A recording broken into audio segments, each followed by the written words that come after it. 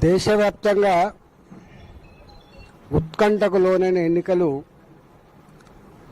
నిన్న వచ్చిన ఫలితాలు 5 రాష్ట్రాలు అస్సాం, బెంగాల్, తమిళనాడు, కేరళ, పుదుచ్చేరి. దీంట్లో ప్రజల స్పష్టమైన తీర్పు ఏంటంటే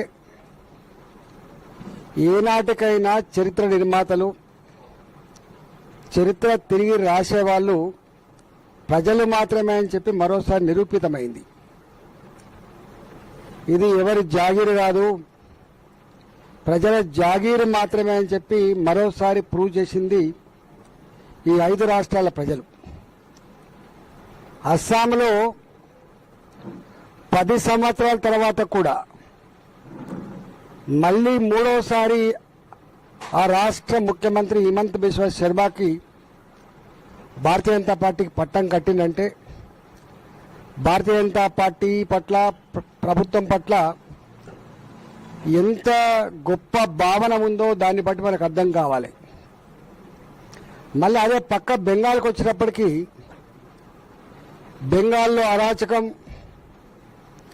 దుర్మార్గాలు, మహిళల మీద అత్యాచారాలు, ఇతర పార్టీల నాయకుల మీద దౌర్జన్యాలు,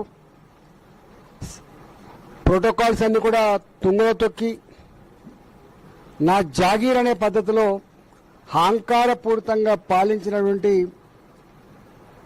మమతా బెనర్జీని, ఆ పార్టీని భూస్థాపితం చేసి ఇక్కడ హింసకు తావులేదు, దౌర్జన్యాలకు ఆస్కారం లేదు, శాంతి కావాలి, ప్రేమ కావాలి, మంచి సుపరిపాలన కావాలి, అన్నిటికీ మిక్కిలి రాష్ట్ర అభివృద్ధి కావాలని చెప్పి బెంగాల్ ప్రజానికం 206 సీట్లు, 293లో 206 సీట్లు గెలిపించి తిరుగులేని శక్తిగా అజేయమైనటువంటి పార్టీగా భారతీయ జనతా పార్టీ బెంగాల్లో ఎవాళ్ళు అనే తీరు తప్పకుండా పార్టీలకు, రాజకీయ పార్టీలకు, నాయకులకు కనువిప్పు కలగాలి. చివరికి ఆ రాష్ట్రంలో 15 సంవత్సరాలు ముఖ్యమంత్రిగా పనిచేసిన మమతా బెనర్జీ కూడా ఓడిపోవడం అనేది దాన్ని బట్టి అర్థం కావాలి. అదే పద్ధతిలో ఇవాళ తమిళనాడులో అయితే డిఎంకే లేకపోతే ఏఐడిఎంకే వాళ్ళ కూటమి తప్ప మరో పార్టీకి స్థానం లేకుండా ఉన్న రోజులు. అలాంటి దగ్గర ఒక విజయన్ ఒంటరిగా బయటకు వస్తే వాళ్ళకు బూత్ కమిటీలు లేవు, సర్పంచులు లేరు, ఎంపీటీసీలు లేరు, వాళ్ళకు పార్టీ నెట్వర్క్ స్ట్రక్చర్ లేదు, డబ్బులు లేవు.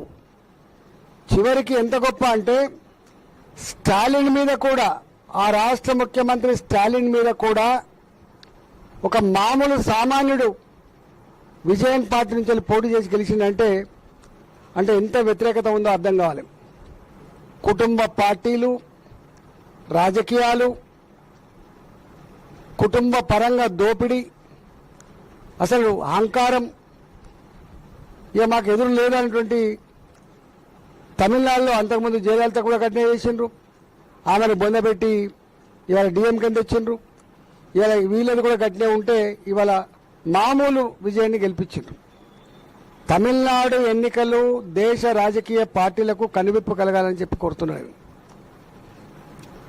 కుటుంబ రాజకీయాలు నడిపేవాళ్ళు, ఈ రాష్ట్రానికి మేమే ఓనర్లమనే పద్ధతిలో అన్నీ వాళ్లే చేసుకునేవాళ్ళు, లక్షల కోట్ల రూపాయలు స్కాములు చేసి డబ్బులు సంపాదించి ఆ డబ్బులతో ఎన్నికల్లో గెలవాలనేటువంటి కుట్రలు చేసే వాళ్ళకి ఈ తమిళనాడు ఎన్నికలు బెస్ట్ ఎగ్జాంపుల్. ఇది చిన్న విషయం కాదు, ఇది లోతుగా ఆలోచించాల్సిన అవసరం అని చెప్పి తెలియజేస్తా ఉన్నాం. అంటే ప్రజలు ఎంత షార్ప్గా ఉన్నారో, ఎంత అప్రమత్తంగా ఉన్నారో దాన్ని బట్టి మనకు అర్థం కావాలి. అదే పాండిచ్చేరికి పోతే మళ్ళీ అక్కడ పోయినసారి ముఖ్యమంత్రి ఉన్న రంగస్వామికి మళ్ళీ పట్టం కట్టిళ్ళు, బీజేపీనే గెలిపించిండు. కేరళలో యూడీఎఫ్ని ఓడగొట్టి కాంగ్రెస్ గెలిచింది. అంటే 5 సంవత్సరాల కాలంలోనే ప్రజల చేత చీకొట్టించబడుతున్న పరిస్థితి మనం చూస్తూ ఉన్నాం. తెలంగాణలో కాంగ్రెస్ పార్టీ అధికారంకి వచ్చింది, 2 ఏళ్లనే ముఖం మొత్తింది. ఎన్నికల ముందు రేవంత్ రెడ్డి ప్రభుత్వం చెప్పిన మాటలకు ఇప్పుడు చేస్తున్న పనికి పొంతన లేదని ప్రజలు ఎక్కడికక్కడ మాట్లాడుకొని చల్లబడ్డదిగా. ఈ ప్రభుత్వానికి మనం శాపనార్థాలు పెట్టినా, ఇప్పుడు తిట్టినా ఫలితం లేదు, మళ్ళీ ఎన్నికల్లో ఈ పార్టీని ఓడగొడితే తప్ప మనకు శాంతి లేదనేటువంటి దానికి వచ్చింది.